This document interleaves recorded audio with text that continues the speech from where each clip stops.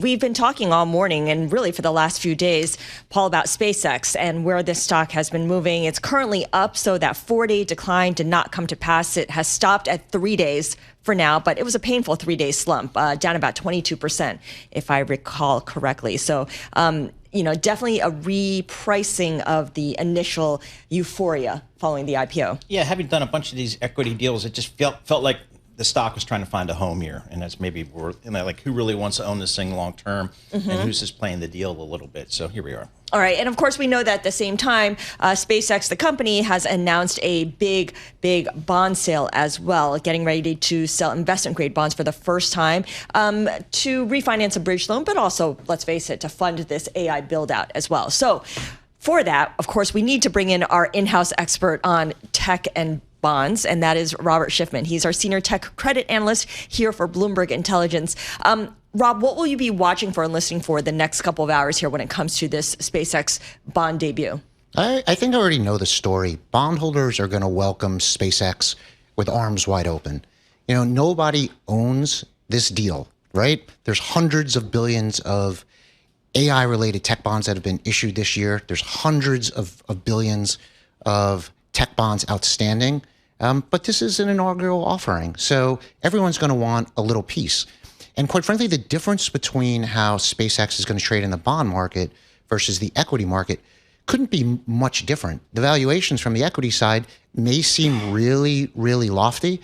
I think it's the reverse for the credit markets. These bonds are going to come wildly wide to where comparably rated investment grade names trade. And I think that's going to attract a lot of attention. Did it surprise you that it got investment grade ratings, even though it doesn't have much of a track record, almost no track record as a publicly traded company? I mean, one of our Bloomberg News stories or other reporters have pointed out that NVIDIA was given the same rating, and NVIDIA had a much longer track record as a publicly traded company than SpaceX does at the moment. No, I wasn't surprised. Quite frankly, I think the plans for the build out have been reasonably well known. So for people who are looking at the SpaceX equity IPO, they had a really good understanding of how much money was going to be spent over the next handful of years. And quite frankly, you can't have negative free cash flow that's 20, 30, $40 billion annually without access to low-cost, cheap capital. A big pool of that was equities. They raised $85 billion of equity, but they're probably going to need another $100 billion of debt.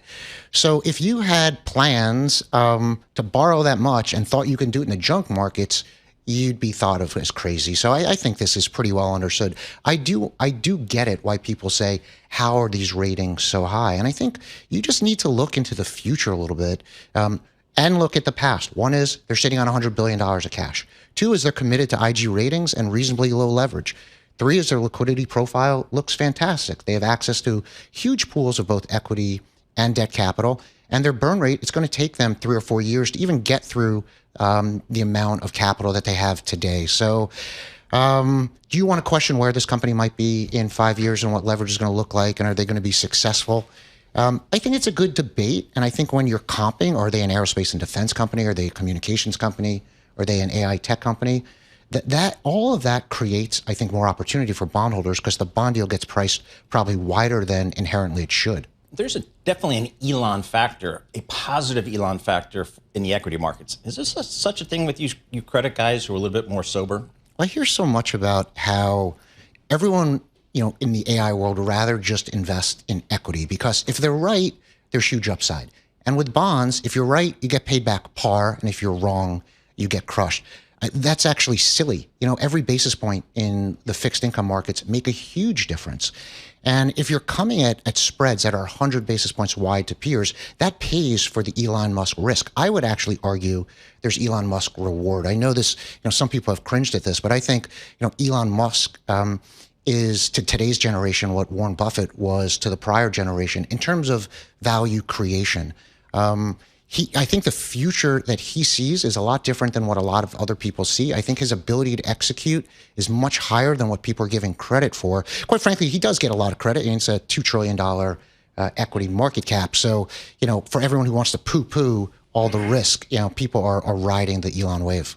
Okay, so the bond market is giving Elon Musk the benefit of the doubt, it sounds like. Does the bond market give any other CEO, founder, company that same level of benefit? Well, the difference between SpaceX and the rest of these other AI companies, we've said this so many times before, is the other names are basically the Mount Rushmore credits. So, they're double A's and triple A's. So they inherently have built-in credibility because they have so much financial flexibility. So what if Amazon borrows another 100 billion, or if Alphabet borrows, 150 billion? The balance sheet's going to be fine. Here, you're starting with a company that doesn't have a lot of EBITDA. It's big negative free cash flow, doesn't have this long track record of success. So ultimately what happens? Listen, spreads are at historically tight levels. Everyone is looking for the next basis point to outperform. If you price something right, it's going to sell. These bonds look like they're going to be priced dramatically wide to triple B alternatives. So even if the long term, you think there's real question marks, in the short term, you're going to try to get bonds. You're going to buy bonds now and ask questions later. And I think that's going to support this deal. There you go. He's done it once or twice before. You've heard that? You hear it in his voice? He's had that phone call. He knows a thing or two about a thing or two? He's had that phone call with buy-side investors in the past. Rob, thanks so much for joining us. Appreciate it. Rob Schiffman, Senior Tech Credit Analyst at Bloomberg Intelligence.